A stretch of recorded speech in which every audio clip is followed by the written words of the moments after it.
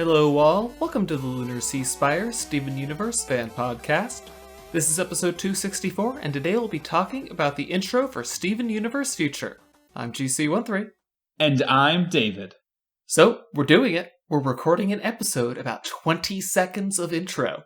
I think this is probably the most packed 20 seconds of Steven Universe we've ever had to discuss before. So it will definitely be longer than a 20-second discussion. I mean, yeah, even without going frame by frame, there's so much excitement around not just the intro, but about the news we've heard to go along with it. For those who aren't keeping fully up, Steven Universe Future is not Season 6 of Steven Universe. It is a quote-unquote new series. They're calling it a limited series, so longer than a mini-series, but they still know about how many episodes they want to make out of this bad boy. And they have a story they're going to tell us. The thing that I'm interested to know, and every fan I'm sure is interested to know, is the length of this quote-unquote limited series, because there's, on one side of the spectrum, an Infinity Train length limited series. 10 episodes doesn't feel like enough to cover hardly even the, 5 different villains we see in this new intro. And then somewhere longer than that, well, I'm not exactly sure what the upper limit would be, because everything I've seen in recent history on Cartoon Network that's been called a limited series is not very long. You know, I'm thinking of the multiple 8-episode rounds of specials that they did for Adventure Time, and then, of course, Infinity Train. So if this is going to be something different, it's something completely new, something entirely new. But of course, Cartoon Network has always taken risks with formats with Steven Universe. It's been where they flexed their most experimental arm before, weirdly enough, between the Steven bombs and the movie. So I'm interested to see how long this is, because there is a huge promise of story just in these 20 seconds. So if you haven't been keeping up with the news releases, this is apparently going to be the end of Steven Universe once Steven Universe Future is done. And they say, Steven is going to be helping a lot of people out with their problems, but then he's going to run out of those and he's going to have to start fixing his own problems.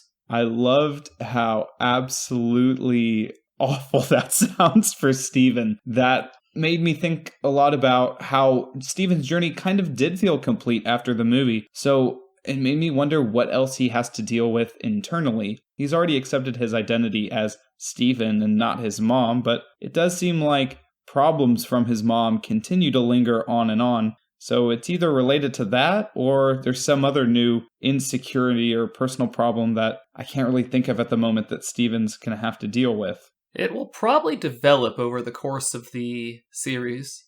And yet the most important development already happened, because finally Steven is in dark mode. Hashtag 2019 dark mode. I'm so happy that his shirt is now black. I think there's a little bit of controversy online. Some people like it, some people don't. I'm definitely on the side that loves it. I mean, I absolutely loved Mr. Universe back when he was rocking the black shirt, gold star. So, I mean, I liked the blue shirt from the movie, but I mean, you got to go with the original, right? Well, let's face it, it probably has a canonical reason too, which is all of the merch that was the red stars were maybe the smaller size shirts that Greg had. And now Steven needs the larger black shirts. I mean, so I've been staring at the screen with the bad guy lineup, like we got from earlier in prior theme songs. But so everyone's seeing Jasper like right there at the front line there, and I'm wondering, are these all people who will be continual antagonists, or what I'm thinking, are these people who come to have some crisis that Steven has to avert? Like, Jasper is, doing okay, and by doing okay, I mean tamping her feelings down until they just explode out, and then her eyes start glowing, and Steven has to friendship her. Yeah, I mean, just in this still, we see at least 2 characters that we already, well, one of them we think of as redeemed, and the other one we've at least seen as okay. White Diamond appears to be going nuts in this, and she's very pink in hue, but it's very, it's inarguably White Diamond, because it's White Diamond's hair and White Diamond's cape, but something weird's going on with her, and I'm not really sure if that view of White Diamond is actually in the Steven Universe future or in the Steven Universe past. Makes me kind of wonder how White Diamond could really have a crisis of her own here, but Jasper, we saw her in Change Your Mind as at least being in the healing pool, and I don't know. I mean, she could have unresolved feelings, but think about the fact that 2 years passed between that scene and then the movie, and Jasper wasn't a problem during the movie. I mean, maybe she could have fled Earth sometime right after Change Your Mind and just hasn't been seen by any of the Crystal Gems or Steven in a while. I don't know. But it'll be interesting to see if she's the one rounding up all of these other villains, or if they are mostly fine and, like you said, they are suddenly having problems Steven has to help wrap up. Yeah, Jasper is a mystery, but I will point out that White Diamond's nose is glowing and looks like it's shaped about the same as Jasper's nose. So that is maybe they fuse? Like, they could bring out all sorts of awful stuff in each other. Fusing is a theme in this because, of course, we have the horrible conglomerate of Cactus Stevens that I'm not sure how that got created. It makes me think a lot about the shard experiments that we saw, obviously, pre-cluster. And to think that some gems, Jasper or anyone else, wants to start doing biological experiments, on organic life is totally creepy and gets me really excited. We also see that it looks like Ruby and Aquamarine fused. I can't think of who else would be this Aquamarine with brown hair that we see. And then, of course, there's 2 Lapises in the background, which aren't fused here, but with everything else going on, it seems like fusion might be a theme again. And then, of course, there's that big guy. I don't know what his deal is. I saw at least one person kicking around the idea that maybe that is Steven, but I see more people like, oh, no, this guy's totally like Sneeple-type stuff, mind-controlling the other people. And, his eyes do glow differently than theirs, so that there might be something to that. There's no gem on it that we see, and of course, I've always wanted something that seemed like a cluster-level threat, or something that required the cluster. I know that the enemies of the gems and those kinds of questions about the gems are probably still not going to be addressed in Steven Universe Future, but yet that giant worm, crazy horned creature makes me think that maybe we're going to see some kind of space demon that is unrelated to the actual gems biologically anyway. It'd be interesting. I mean, I'd be down for that. Right? I would be so down for that. And it looks like since it's in the background and it's the largest thing, it might be the biggest bad of the bunch for this epilogue. I mean, basically, I'm super keen to learn about all of these guys, but, probably the biggest thing, the thing that excited me the most about seeing this intro, you know what it was? Spinel? They put Spinel into the intro, yes. Absolutely. I have no idea. I mean, like we just talked about with episode length, we need so much more development on Spinel now, right? And it seems like her presence, it'll be really hard for her just to be a background character without fans feeling really sad about it because we want to see her grow so much. And she was obviously a fan favorite character of just producing so much fan art after the movie came out. So between all the villains they have in Spinel, she is such a scene stealer. Yeah, she's like small in the intro just on Yellow's shoulder or whatever. But I feel like every time she shows up on screen, she's going to produce decades worth of fan art and fan animation and squealing. So yeah, and then of course we have the Nephrite crew down there. Oh. The Uncorrupted Gems just bring me such nostalgic waves of all of our old Monster of the Week episodes, and now they're actual people that will have voice actors and will get to see some kind of character development from. I'm really interested to see how Steven and the other gems interact with them, especially since most, if not all of them, are old crystal gems, except for, well, the Nephrites that you mentioned, who were obviously homeworld soldiers. But they're happy to kick it on Earth. That's where they've been kicking it for the past 5,000 years. Yeah, those interactions are going to be really interesting. And yet, I'm not sure how it all connects between all these villains and the possible fusion theme, and also the theme of Steven finding personal growth. There is a ton to juggle. And, maybe in 20 or 30 episodes, they can do that in a satisfactory way. If it is really closer to that longer length, that's really exciting because we just get another little epilogue show. Yeah, and probably another big thing that tons of people have been excited about. Nanefua has upgraded her personal security detail. Yep, that integration of gems and humans has come to a perfect conclusion with Ruby Guards finally getting to have their purpose be more meaningful than the terrible scouting job we saw them do back in, season 3. I withdraw all objections to Nanefua taking the job of mayor, just so that we can have the rubies be doing that guard position on her in the intro. Well, I don't know what objections you had, because I always thought that Mayor Dewey was not a good mayor. So basically anyone was a good replacement. What do you mean? He was the best possible mayor. Do you think Nanefua would have been out there with that garden hose during Ocean Gem? No, she would not have. Only Mayor Dewey loves his town enough for that. I appreciate a man who can throw away all common sense and embrace the impossible and, go against all the odds and believe he can fill up the ocean after it's gone. That is an inspirational mayor. I do agree with that. It just warms my heart seeing, because we always have them passing by the Big Donut in each intro, and just warms my heart to see all the gems there now.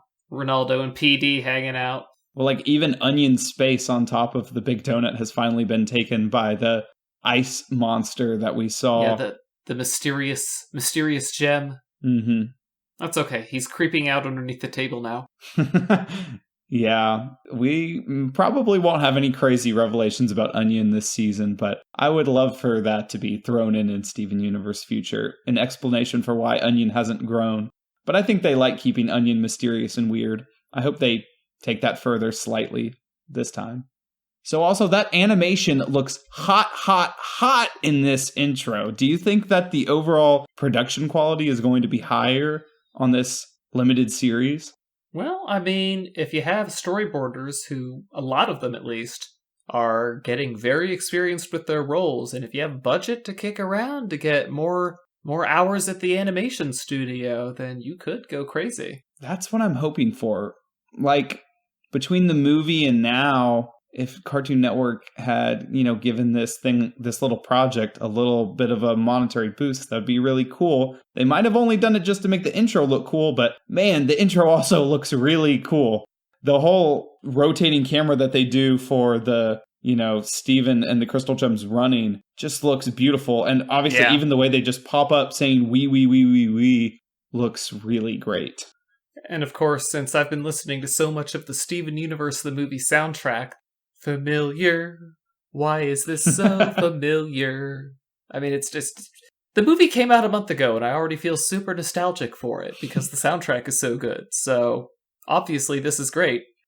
It's only been, a month, but now hearing that song, I'm already oh, wow, all those warm memories of the Steven Universe movie. And I'm sure we'll be thinking that every time we see this intro play. I do like that they chose to use a different song instead of the original. As much as we all kind of wanted a new intro for a while of, We Are the Crystal Gems again with, Lapis and Peridot added, I think this version gives Steven Universe Future a good, different feel. And of course, Peridot's inclusion of re-singing the title again at the end is wonderful. That's Peridot right there, really. Yes.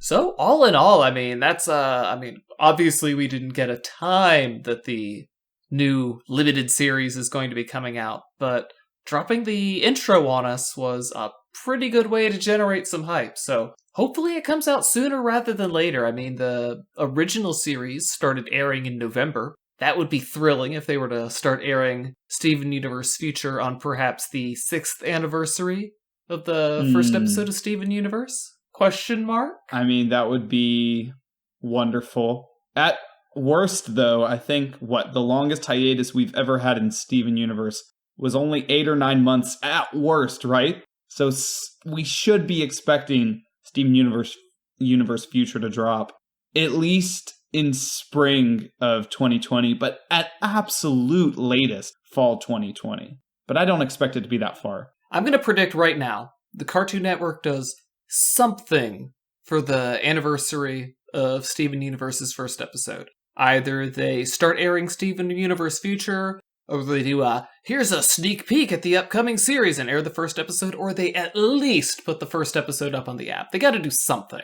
I think at this point, Cartoon Network has also proven that they care about this show, and they have given it so many opportunities and obviously let the crew kind of do just about everything that they've wanted. So I think that Steven Universe Future is going to continue to get a decent level of love and respect from Cartoon Network, even if it isn't in the traditional way that we used to expect of regular airing slots and stuff. It might all be a lot more digital promotion and, really relying on that app and stuff. I really don't know what other ways Cartoon Network is reaching out beyond its app, if it has any other kind of YouTube or I don't follow the Cartoon Network Instagram or anything to see how hard they push those avenues, but I'm assuming they're going to do it pretty hard for this. Basically, they post the same stuff to Twitter and Instagram, and they'll post clips of stuff to YouTube.